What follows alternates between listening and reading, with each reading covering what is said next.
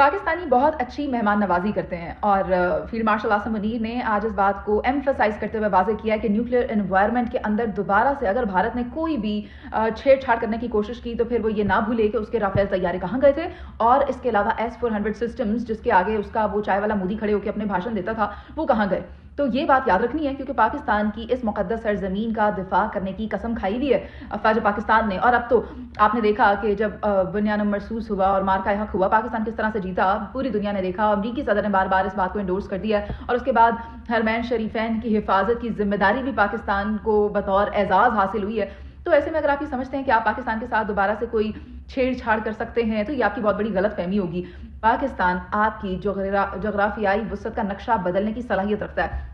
یہ چھوٹی سٹیٹمنٹ نہیں ہے جو آرمی چیف کی طرف سے دی گئی ہے۔ اگر آپ یہ تصور کیے بیٹھے ہیں کہ آپ کے دور دراز علاقوں تک پاکستان پہنچ نہیں سکتا تو اینٹ سے اینٹ بجانے کی صلاحیت رکھتا ہے۔ آپ تو آج تک اپنے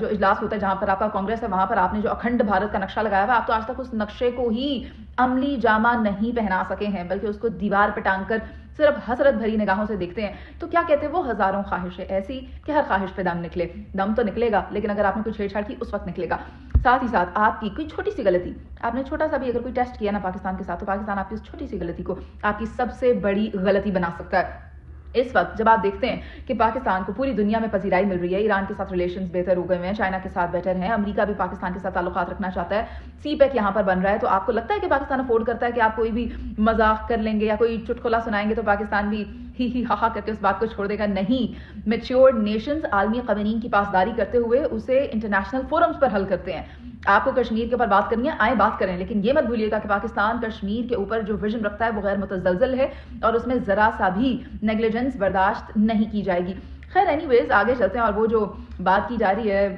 فتنہ ہندوستان کی، فتنہ الخوارج کی، جن کے سر چڑھ کر بھارت پاکستان میں یہ کاروائیاں کرتا ہے، تو یہ ہائرڈ گنز بڑا ہی اچھا لفظ کا انتخاب کیا گیا ہے آرمی چیف کی جانب سے۔ بھارت میں اسے بھاڑے کے ٹٹو کہتے ہیں شاید۔ تو اگر آپ نے اس طریقے سے پاکستان کو ہلانے جلانے کی یا ڈی اسٹیبلائز کرنے کی کوشش کی، then don't forget the capacity of Pakistan. Pakistan آپ کے ساتھ کیا کرے گا؟ پلس ابھی جو افغانستان کے ساتھ صورتحال ہم پاکستان کی دیکھ رہے ہیں، جو تھوڑی بہت کشیدگی ہمیں نظر آ رہی ہے، سیز فائر اس پر ہوا ہے، اور آج جو وقت پہنچا ہے دوحہ میں، لیٹ اس سی کہ وہ کسی نتیجے پر پہنچتا ہے یا نہیں۔ لیکن خواجہ آصف نے جو رات کو ٹویٹ کیا ہے، that holds vital and grave importance, کیونکہ انہوں نے کہا ہے بھاڑے کی زمین اور کرائے پر چلنے والے ممالک زیادہ دیر سسٹین نہیں کرتے، تو بہتری اسی میں ہی ہے کہ آپ امن کے ساتھ چلیں، اچھے نیبرز بن کے رہیں، اور یہ بھی کہا کہ پاکستان ہمیشہ زندہ باد۔ So whoever wants to try Pakistan, تو پھر دیکھ لو آپ، it would be either do or die. تو be careful with every of the steps whether it's India or it's Afghanistan.